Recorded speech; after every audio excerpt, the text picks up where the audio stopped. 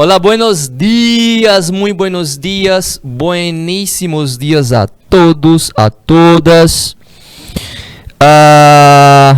Já que tá aqui, a Dulce também no YouTube, né? E no IPTV eu vejo ali o pessoal de Eliseu Martins. De Betânia, Jaque Souza de Betânia. Bem-vindo, um alô aí pro pessoal de Betânia, tá? Betânia do Piauí. Pessoal de Eliseu Martins, pessoal de Francisco Aires, tem 2 salas. Pessoal de Guaribas, tinha também uma turma de Guaribas assistindo aula no 2º ano. Que satisfação, que alegria vocês aqui, tá? Tem mais alguém, Fernando, além de Guaribas, ali mais para baixo? Lagoinha, terra da minha professora Joselita, uma excelente professora que eu tive na UESP, na época da Universidade de Lagoinha. Pessoal de Oeiras, né? Queimada Nova e o pessoal de São Gonçalo, pessoal que acompanha as aulas pelo IPTV, tá? Também os colegas professores e professoras que acompanham vocês aí nas cidades, né? Muito buenos dias, tá? Satisfação. Beleza? Então vamos lá.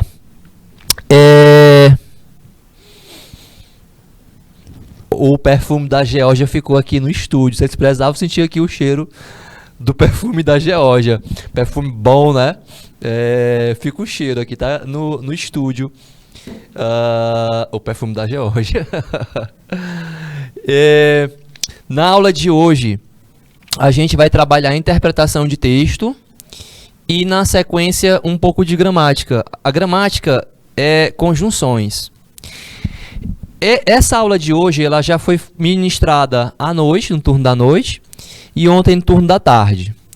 Tanto à noite como à tarde, eu não consegui fazer a gramática, por causa dos textos, tá?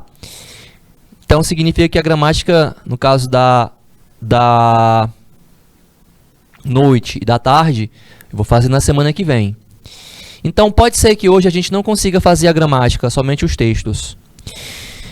Eu procuro iniciar uma aula com gramática numa semana e na outra com interpretação. Então, na aula de hoje, eu vou começar com interpretação, porque é importante para a gente a interpretação de texto, né? É o que é cobrado. O que a gente precisa no final é dessa interpretação. Para quem vai fazer prova de espanhol, para quem vai fazer prova de inglês, interpretar um texto, saber interpretar, né? Depende aí de português ou espanhol ou inglês. Essa habilidade serve, você consegue aplicar nas 2 línguas, tá bom? Pois é, minha gente. Vamos lá, vamos para frente. Então, na semana passada, quando eu trabalhei conjunções, consegui trabalhar um texto. Trabalhamos um texto discursivo, né? Tinha uma falsa cognata, era um texto que falava de um assalto. Nesse texto, as questões de hoje, né, a interpretação de hoje, os textos, eles estão no modelo Enem. Então, é uma questão no modelo do Enem, podia estar lá no Enem, né? Às vezes são questões que já foram aplicadas no Enem. E a minha dica de interpretação é essa, é que você leia a questão antes de ler o texto. Por que eu devo ler a questão antes de ler o texto? Porque quando eu leio a questão vai estar em português, né? Eu já vou sabendo do que é que o texto trata. Qual vai ser o assunto do texto. Durante a leitura, eu já vou imaginando onde é que está a resposta, né? Automaticamente já vem na minha cabeça, o cérebro da gente, ele, né, esperto, surpreende, vem na minha cabeça aquilo que eu sei previamente sobre o assunto. Então, até para deduzir um vocabulário fica mais fácil, tá?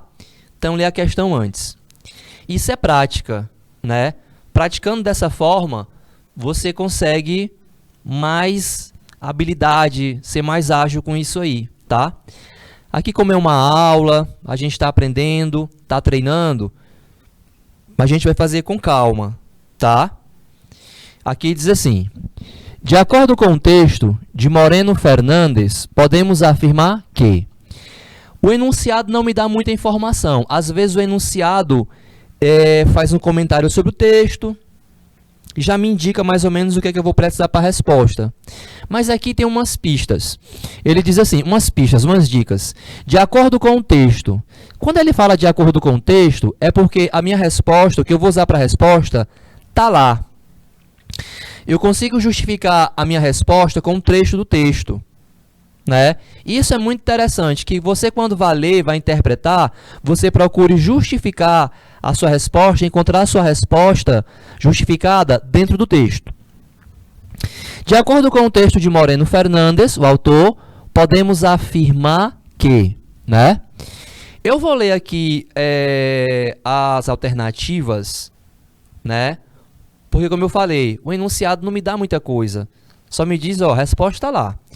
Letra A diz assim: o Brasil mantém relações somente com países que falam espanhol como primeira língua. Que falam espanhol como primeira língua. B. A grande imigração de espanhóis para o Brasil somente foi possível após a unificação das duas coroas. C. O Tratado de Tordesilhas e a unificação das coroas de Portugal e Espanha transformaram a língua espanhola em meio fundamental para o progresso do Brasil. Letra D. No Brasil, a língua espanhola se expandiu por vários motivos, entre eles, o surgimento e a consolidação do Mercosul. Letra E. A história do Brasil, sua consolidação e a fronteira com países que falam espanhol trouxeram a necessidade de uma aliança comercial entre esses países e a Espanha. Pelo que a gente leu aqui, a gente já sabe que o texto vai falar dessa relação, né, do Brasil com a língua espanhola. Né? Pelo que a gente acabou de ler aqui, a gente já sabe, né, que vai falar dessa relação do Brasil com a língua espanhola. Não é isso? O assunto do texto é esse, pelo que a gente leu. Esse momento em que a gente lê o enunciado, pelo menos, quando o enunciado for bom, tal, mas se não, de ler a questão, não é o momento da gente escolher uma resposta. O momento não é esse. Por quê? Porque a gente ainda não leu o texto. Se eu leio só a questão e já marco ali o que eu acho que é resposta, isso é chute. É você perder uma questão de algo que você conhece, que você poderia acertá-la, né? É um risco. Eu sei que a gente fica tentado, porque tem coisa que a gente lê, como a gente acabou de fazer agora, que parece ou é meio absurdo. Quer ver, ó? A letra A diz bem assim: o Brasil mantém relações somente com os países que falam espanhol como primeira língua. Isso aqui não é absurdo?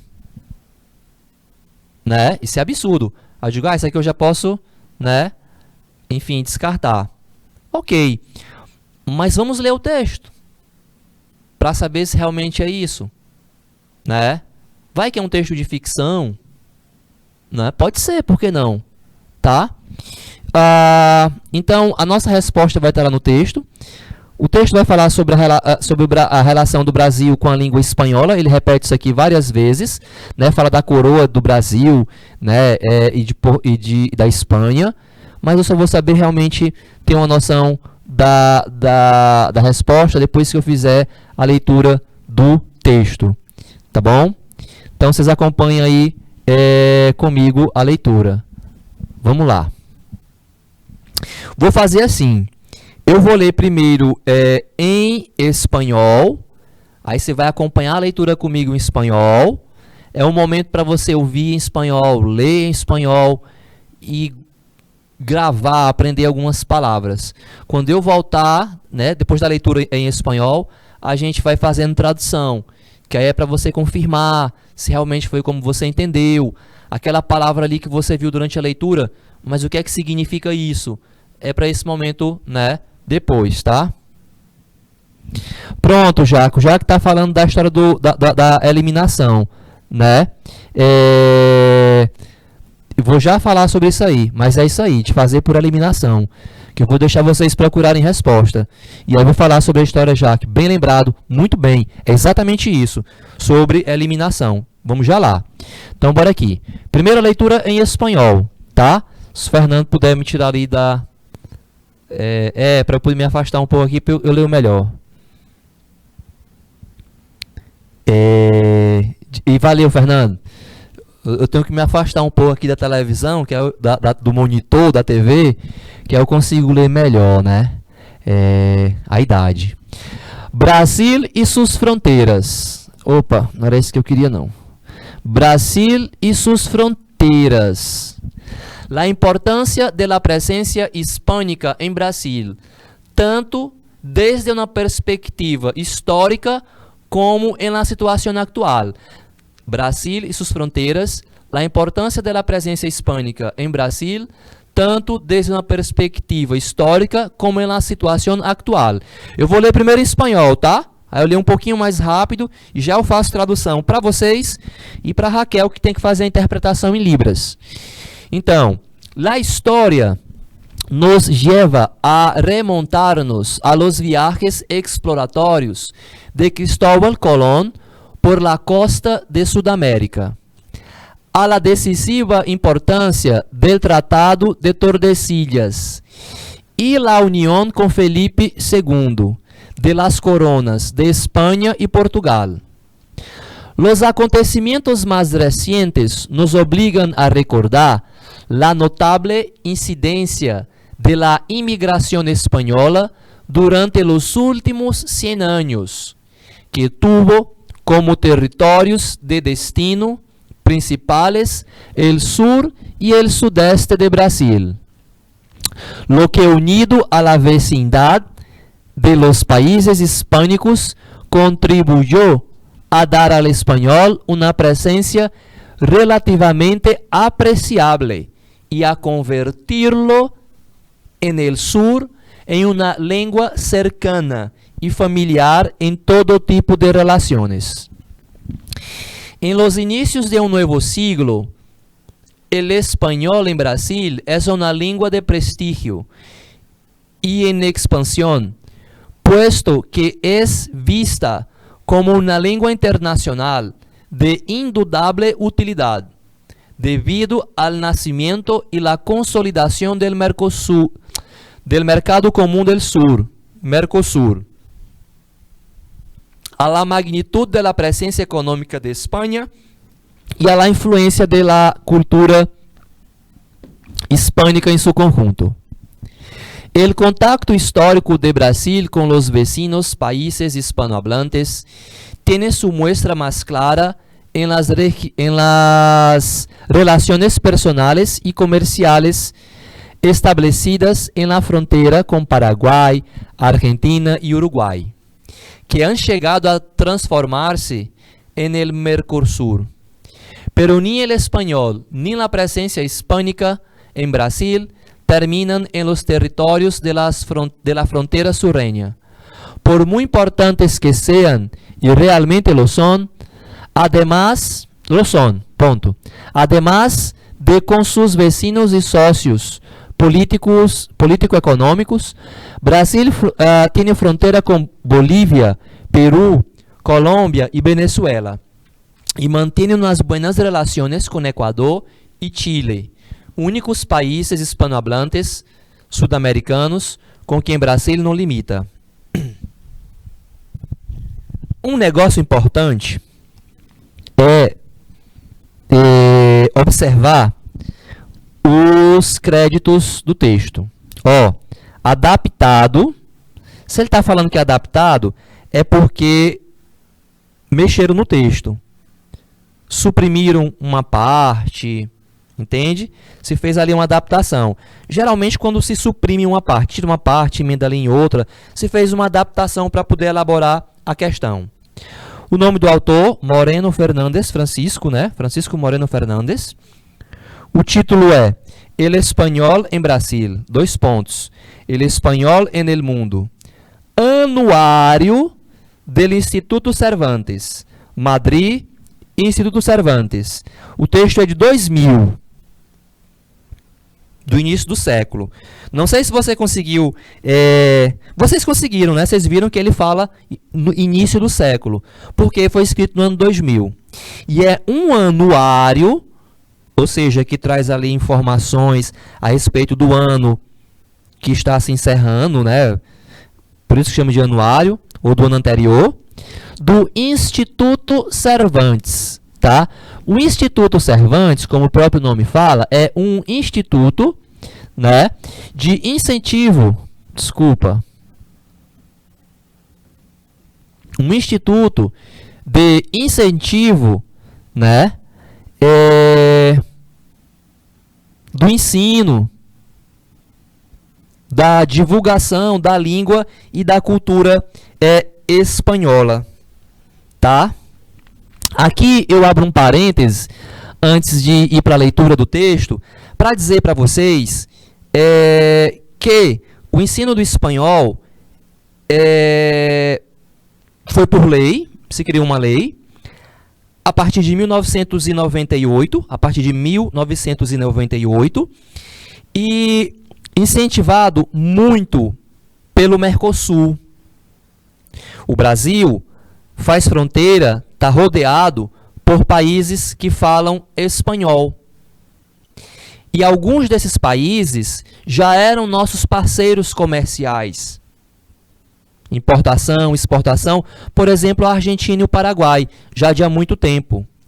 O Mercosul, que vocês já devem ter ouvido falar na televisão, nas aulas de geografia, né? É um acordo econômico, né?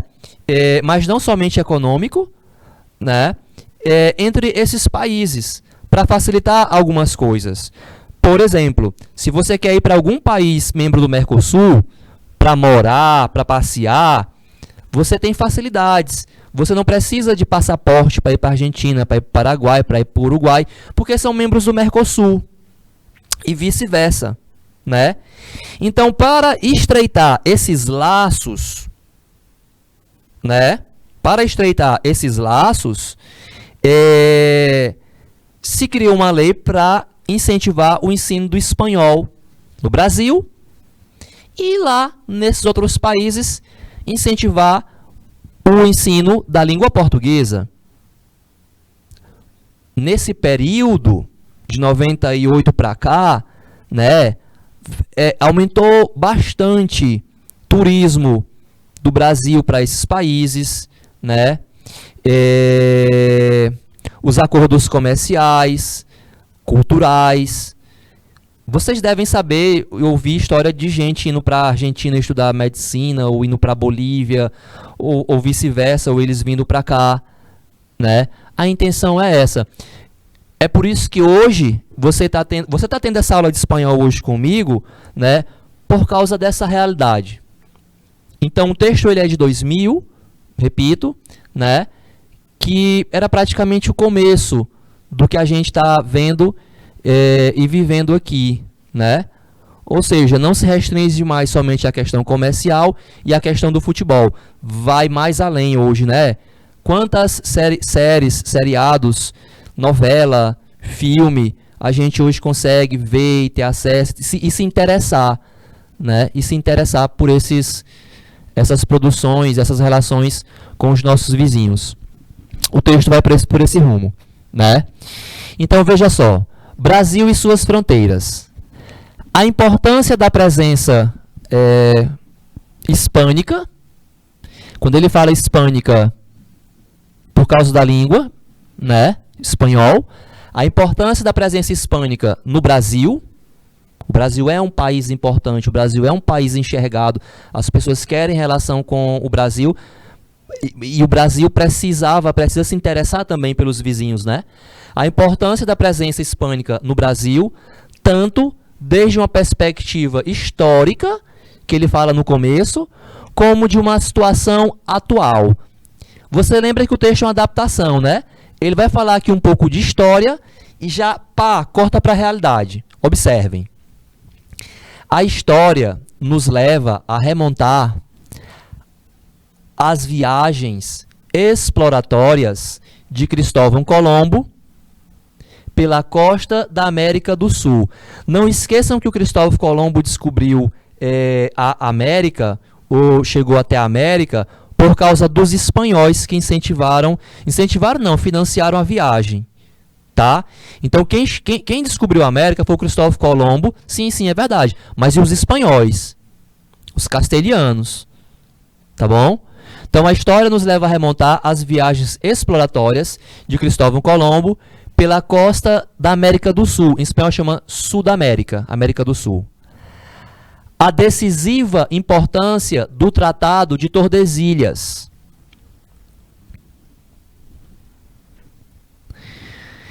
E a união com Felipe II das coroas da Espanha e Portugal.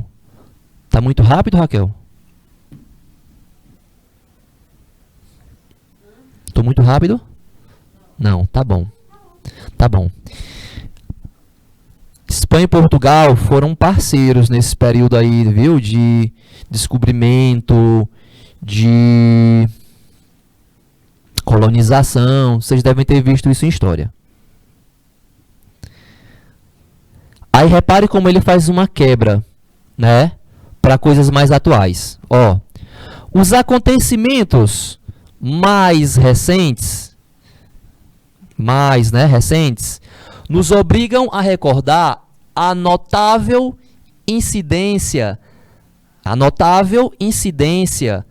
da imigração espanhola durante os últimos 100 anos, né? Os acontecimentos mais recentes, os fatos mais recentes, nos obrigam a recordar a notável incidência da imigração espanhola durante os últimos 100 anos. Então, durante os últimos 100 anos, o Brasil experimentou uma notável imigração de espanhóis vindo para o Brasil, que teve como territórios de destino, principalmente, o sul do Brasil e o sudeste, né? O sul e o sudeste do Brasil. Esses espanhóis vieram principalmente para o sul e para o sudeste.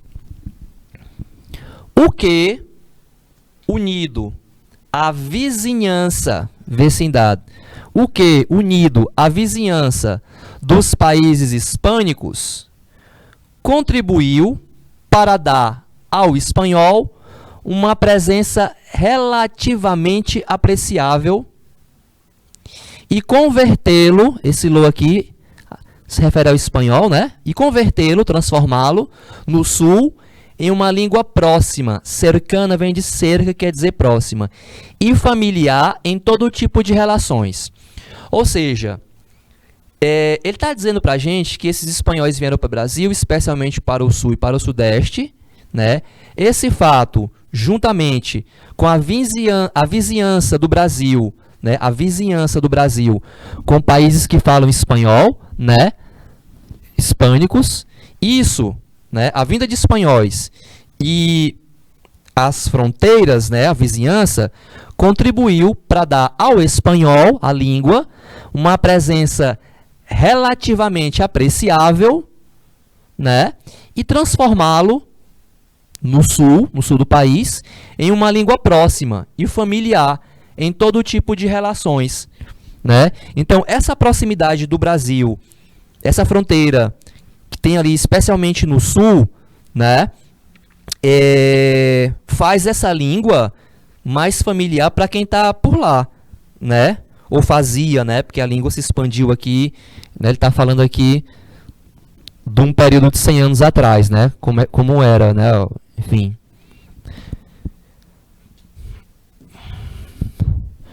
No início de um novo século, que novo século? O atual. A gente acabou de ver que a data do texto, né, do livro lá, do anuário, é de 2000. Então, esse texto ele foi escrito diante dessa realidade, né, do início dos anos 2000. A gente está em 2022, né? No início de um novo século, o espanhol no Brasil é uma língua de prestígio, não é? E hoje mais ainda. E expansão, posto que é vista como uma língua internacional no Brasil. Posto que é visto como uma língua internacional. São 19 países aqui na América que falam espanhol, né? De indubitável utilidade, né? Posto que é visto como uma língua internacional, de indubitável utilidade, devido ao nascimento e à consolidação do mercado comum do Sul, o Mercosul, ou Mercosul. A magnitude da presença econômica da Espanha e a influência da cultura hispânica em seu conjunto. Então, ele atribui, né, essa importância que a língua tem no Brasil e expansão ao Mercosul e também, aí ele puxa uma brasa para a sardinha dele, que ele é espanhol, né?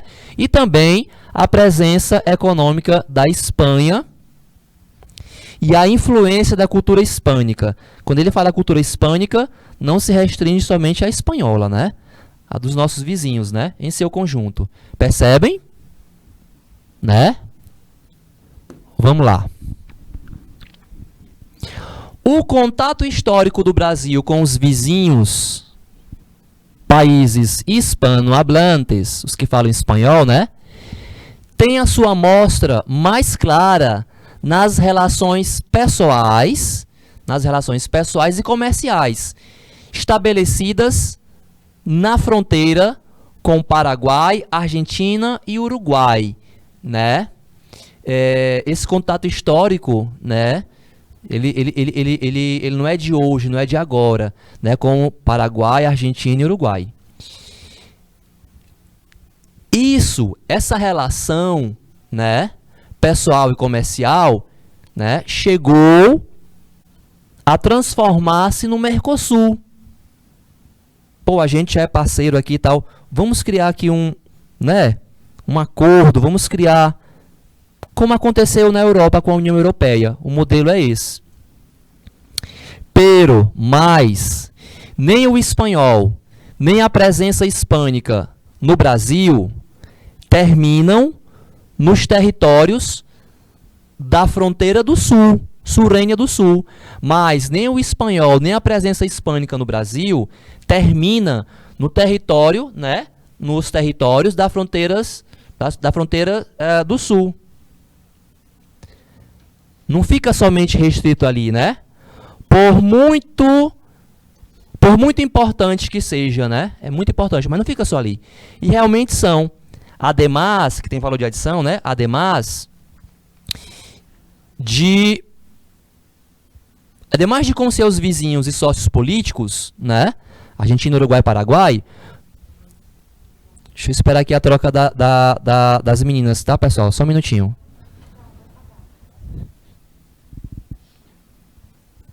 Já te va?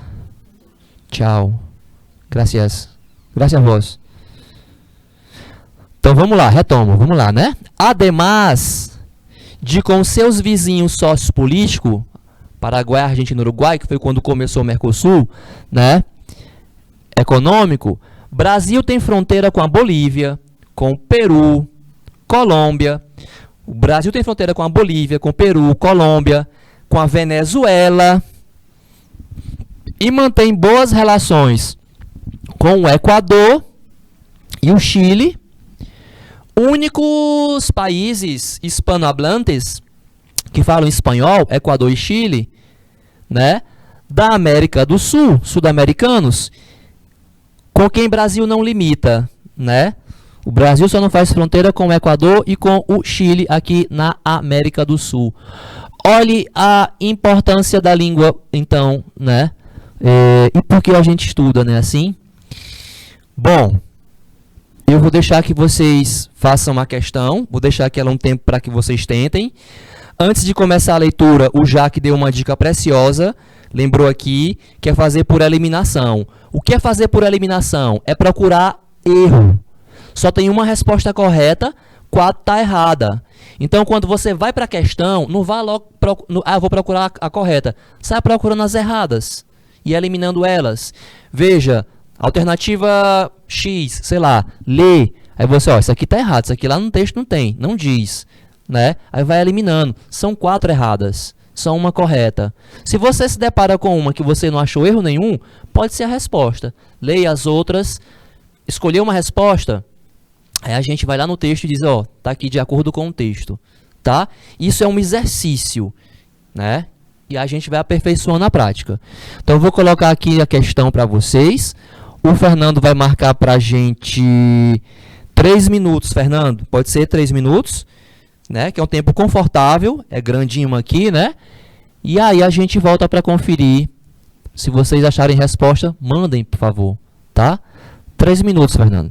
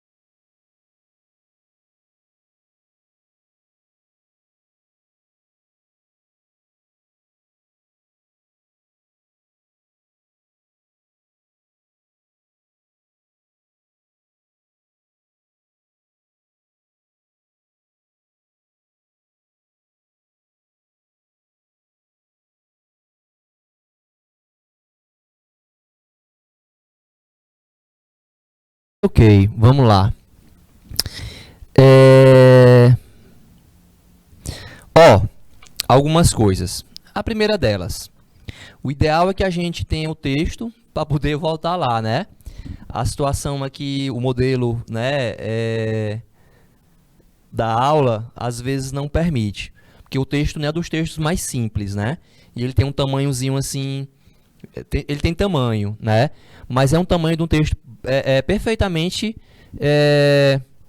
ali para o modelo de questão Enem, tá? Eu recebi resposta letra C, letra D, letra E e letra B. Ninguém falou letra A. Beleza. Porque a letra A, ela é absurda, né? De acordo com o que a gente leu, é absurda se afirmar isso e é absurdo de acordo com o que a gente leu. É de se esperar que entre A, B, C, D, E haja uma alternativa absurda. A letra A, eliminamos. Isso é legal. Então, ó, bora pra cá. O Brasil mantém relações somente com países que falam espanhol, né? Que falam espanhol. Era para ser aqui. Isso é absurdo. Não existe isso. Somente com países que falam espanhol, né? Alternativas com somente, sempre, nunca. Desconfie delas, né? Então, eu eliminei a letra A. Perfeito. A grande imigração de espanhóis para o Brasil somente foi possível após a unificação das duas coroas. A grande imigração de espanhóis, prestem atenção nas palavras, nos adjetivos. A grande imigração de espanhóis para o Brasil somente foi possível após a unificação das duas coroas. Bora lá no texto. Tá aqui. Quando ele fala da questão da história e da unificação, né, e da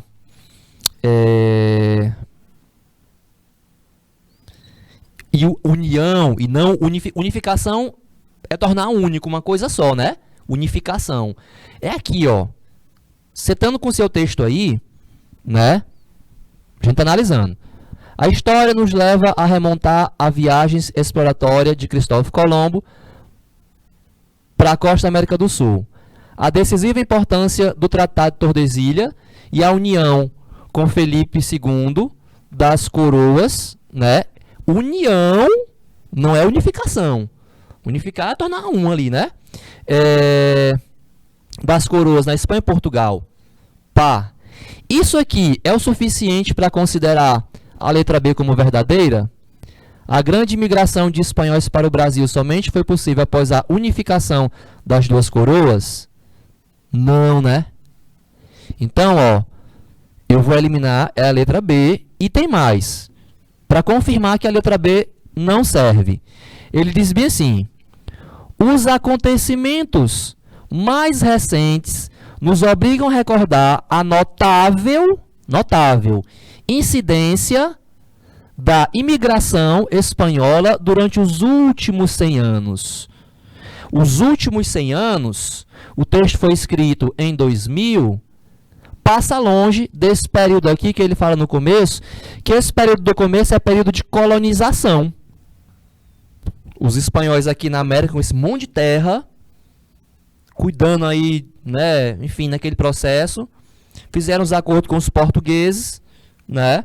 Aí os portugueses vieram por esse rumo, escolheram um pedaço de terra, né? Descobriu o Brasil e tal, escolheram um pedaço de terra. Eu vou falar assim informalmente, me permitam, tá? Então, são coisas diferentes. Então, a letra B está descartada. Ok? Quem achou que era a letra B, viu que não era. Viu no texto porque que não era, né? Então, a gente está aprendendo e entendendo por que não. Então, a gente descartou a letra B. Sobra C, sobra D e sobra E. A letra C, ela vai muito no que a gente acabou de ler, porque fala do tratado. O Tratado de Tordesilhas e a unificação, mais uma vez, unificação das coroas de Portugal e Espanha, né, transformaram a língua espanhola em meio fundamental para o progresso do Brasil. Reparem no que vocês estão lendo. Fala que o Tratado de Tordesilhas, lá do período de colonização, né,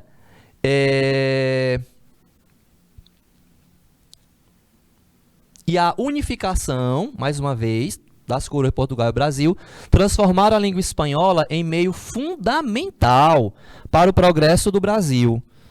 Não, pessoal. Né? Nesse período, né, a língua espanhola não foi fundamental para o progresso do Brasil. Atualmente, é de grande importância também, mas fundamental, né? Vocês entendem? E aí volta lá na questão do tratado. Então, eu acho que fica fácil descartar a letra C. depois que a gente leu aquela primeira parte. Então, o que eu acabei de ler para eliminar a letra B, descarta. Interpretar texto é isso. É a gente ler o que está sendo afirmado e entender, né? Raciocinar sobre o que foi dito aqui. Então, tá errada, né? Beleza. Vou nem voltar lá que a gente acabou de ler. Eliminei. Alguém falou aí no chat, o pessoal de Miguel Leão, Canavia, que estão participando, o Jaque também no YouTube, vou já ler o que você falou aí. A letra D diz assim: no Brasil, a língua espanhola se expandiu por vários motivos. Não é? Até aí tá bom, tá? Entre eles, o surgimento e a consolidação do Mercosul. Também está correto, não está não? Foi por vários motivos.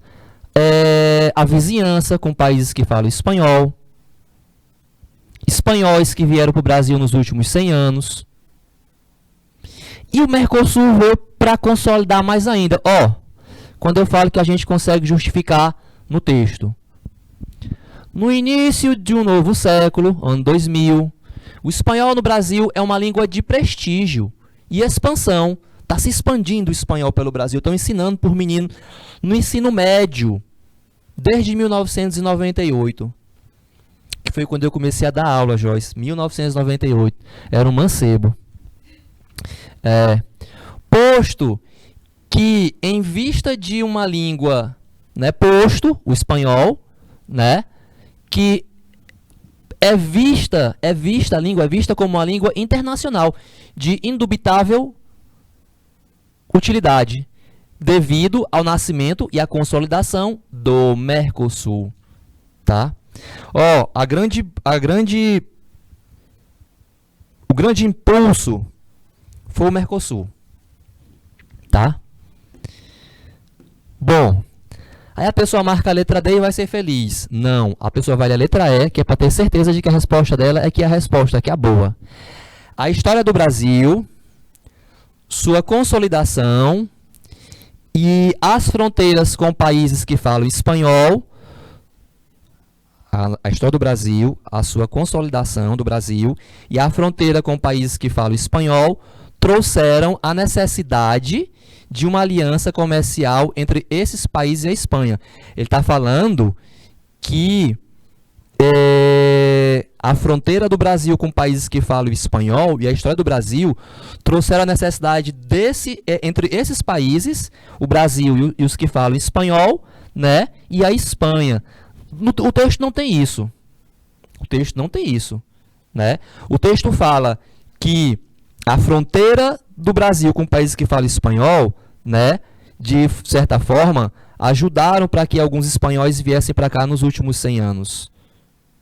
A fronteira do Brasil com países que falam espanhol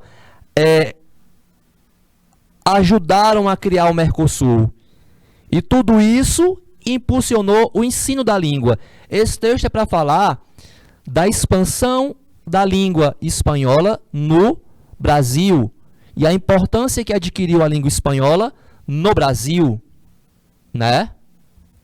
Letra D de 2. De doido. Primeira questão, letra D, tá? Muito bem, tá? Parabéns para vocês, que viu ali letra D, né? São Gonçalo, Miguel Leão. E foi massa, Miguel Leão, porque ficou entre D e E. E geralmente é o que acontece na questão modelo Enem, né? Às vezes, aquelas de nível médio, mais difícil, a gente fica entre uma e outra. Aí, o que é que você aprendeu agora na estante? Se você fica entre uma e outra, você tem que eliminar uma delas. Volta no texto, né? Volta no texto. Procura o que é que tem de errado, né? A gente viu ali o que é que tem de errado. Deixa eu ver o que é que o Jaque fala aqui.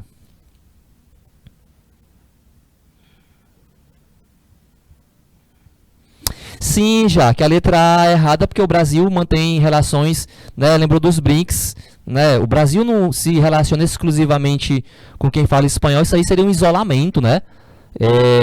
O Brasil, aqui eu abro um parênteses para comentar esse assunto e isso aqui também, que precisa ainda mais olhar para os países vizinhos que falam espanhol. A gente tem um potencial enorme aqui na América do Sul, na América Latina, né? Territorialmente, são regiões lindas de potencial riquíssimo, natural, enfim. Então, a gente precisa fortalecer mais ainda essas relações, criar um bloco, né, para se proteger, para fazer as coisas juntas. O Mercosul veio para isso. O modelo é o modelo da Europa, né, o modelo da União Europeia. Falta só sentar assim, se entender um pouco mais, né? Tem até plano de criar uma moeda única, que no Mercosul circule uma única moeda. Isso aí é um negócio mais difícil, né? Eu que sou mais velho, talvez eu morra e não veja isso. Mas a placa de carro já mudou, né? Essa placa de carro que mudou aí já é coisa do Mercosul. Em algumas áreas vai avançando. Sim, Estados Unidos, né? Colômbia. A Colômbia é um país interessantíssimo. E tem coisa pra gente aprender com a Colômbia, né? Tem umas histórias bacanas aí. Em combate à violência, tem uma história bacana aí nesse sentido. Questão 2. Bora lá. Quando eu for ler o texto dessa questão, eu já vou lendo ele em português para ganhar tempo, tá bom? Vamos lá. A dificuldade em usar as formas de tratamento em espanhol é motivo de dificuldades, porque, no geral, as pessoas... O enunciado é invocado. Respira, vamos entender. A dificuldade em usar formas de tratamento em espanhol. Formas de tratamento é aquela que você usa para com quem você fala. Quando eu trato você de tu, de você, senhor, senhora, dom, né? Formas de tratamento. Então, a dificuldade em usar as formas de tratamento em espanhol, então é uma particularidade lá de quem fala espanhol, são 19, 20 países, essa dificuldade é motivo de dificuldades, mais uma vez, porque, no geral, as pessoas, tá? Não vou nem ler isso aqui não, vou logo pro texto, mas que a gente volta. Antes de ler o texto, deixa eu dizer uma coisa para vocês. Existem duas coisas. A gramática, a regra gramatical, e ela tem a sua serventia e a sua importância, né? Para que a gente tenha ali um padrão e possa escrever e os outros entenderem, né? Importantíssimo. Existe a gramática e existe a língua falada, o uso que as pessoas fazem da língua, e existe uma terceira coisa chamada preconceito linguístico. De dizer que o outro fala errado, porque não sabe, ou o outro fala engraçado. Existe um negócio chamado preconceito linguístico. E existe uma quarta coisa, que para mim é a mais importante de todas. A língua, espanhol, as línguas, elas pertencem ao povo, que somos nós que falamos. Entendem o que eu estou querendo dizer? Então tem uma questão social no uso da língua, porque cada região, cada localidade usa de acordo com as suas condições, né? O processo de colonização, vieram vários povos para o Brasil, né? Isso influencia, o clima influencia na forma de falar. Quando inventaram o WhatsApp, tinha gente em crise. Vão acabar com a língua. Acabaram com a língua? Ninguém escreve mais você, é VC. É TB no lugar de também. É perder tempo com um negócio que não deveria. E essa pessoa depois começa a usar VC, TB, não é? Diga se não é, né? Então, eu estou falando isso porque o texto, né, fala da dificuldade do uso do pronome. Ele vai meio nisso que eu estou falando, né? De que a língua pertence às pessoas. Senão ele não estaria falando isso aqui, né? Vamos ler. Bora ver. tu, usted ou su merced. Tu, usted é o você do espanhol, vós ou... Eu vou traduzir como vossa mercê, tá? Que são formas de tratamento para alguém, né? Singular. Gramaticalmente, antes de começar a leitura do texto, foi o que eu fiz aqui, Deus. Gramaticalmente, aqui vocês aprenderam isso comigo. O tu é um pronome de tratamento íntimo. Eu trato de tu pessoas que eu conheço, né? Que eu tenho uma intimidade, né? O usted é o você do espanhol, só que o usted em espanhol gramaticalmente tem caráter de formalidade. Eu trato de usted alguém que eu devo tratar com respeito, como senhor e senhora, gramaticalmente assim. O vós é um pronome equivalente ao tu, que se usa em alguns lugares. E su merced é uma espécie de vossa mercê, é um pronome de tratamento ali do período colonial, né? Vossa mercê e tal. É um negócio que você pode chamar de arcaico, tá? Arcaico.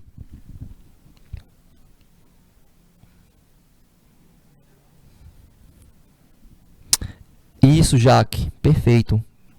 Né? Certíssimo. Não existe isso de falar certo, falar. É exatamente isso. Se houve comunicação, se eu falei, você entendeu, né? Agora você vai escrever, tem uma regra, papá, né? Enfim. Sim, Ana Clara, perfeito. Eu não gosto de abreviar, tá? Mas não vai ser a abreviação ali que vai, né? Por favor, entende? Mas é legal. Vamos lá.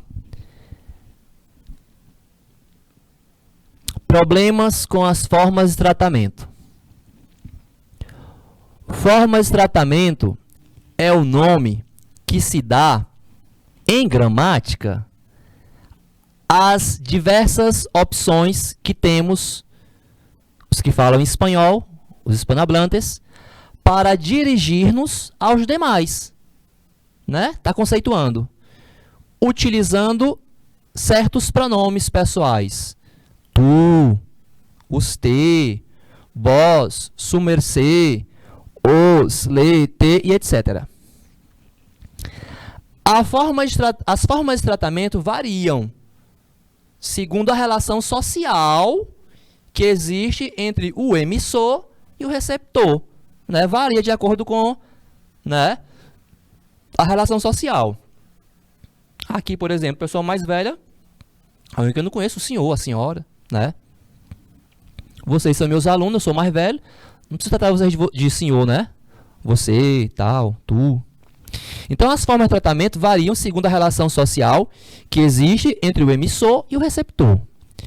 Como nos lembra, essa, né, afirmação como nos lembra, o manual da nova gramática da língua espanhola.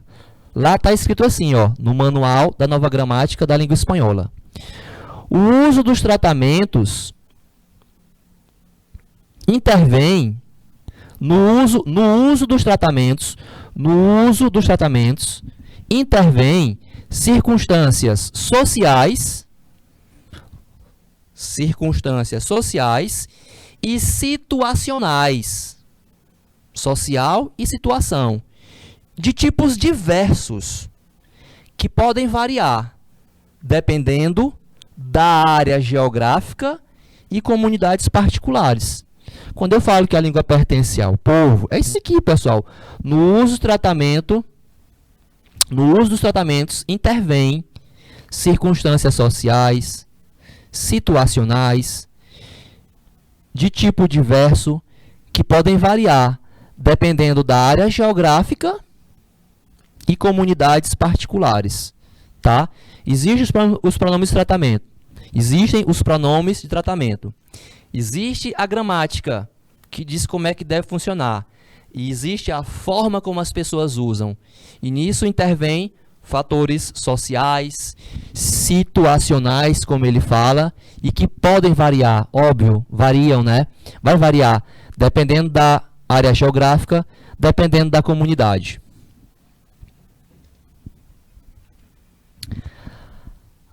A dura realidade. O que foi exposto anteriormente tem lógica. No entanto, como ocorre frequentemente quando se comparam as normas gramaticais com o uso real que as pessoas dão à língua, o uso real que as pessoas dão à língua, a dura realidade não demora em colocar-se em evidência. A dura realidade não demora em colocar em evidência que as formas de tratamento são um verdadeiro pesadelo. Assim, há usuários da língua que percebem o "usted" como uma forma de confiança e o "tu" como uma forma de respeito. Existem também os que nunca usam o "tu". Existem, por exemplo, cidades ou regiões onde só se utiliza o "usted". Ali, nessas regiões, o "tu" soa afetado ou forasteiro. Existem cidades, regiões ou países inteiros onde a norma exige que se utilize o "vós" no lugar do "tu". E se isso não fosse pouco, também há lugares onde as pessoas utilizam o arcaico "su merced", que pode deixar uma pessoa perdida e se perguntando se este tratamento, né, "su merced", é extremadamente respeituoso, muito respeituoso, extremadamente desnecessário, ou excessivamente íntimo, ou artificialmente distante. Eu não vou conseguir responder a questão porque está acabando já a minha aula.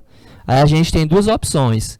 Eu deixar a resposta aqui já, ou vocês levarem a questão e na próxima semana eu trago só ela com o gabarito e respondo, enfim. Alguém me diz alguma coisa? Deixo gabaritado ou vocês querem levar a questão? Falta menos de 1 minuto.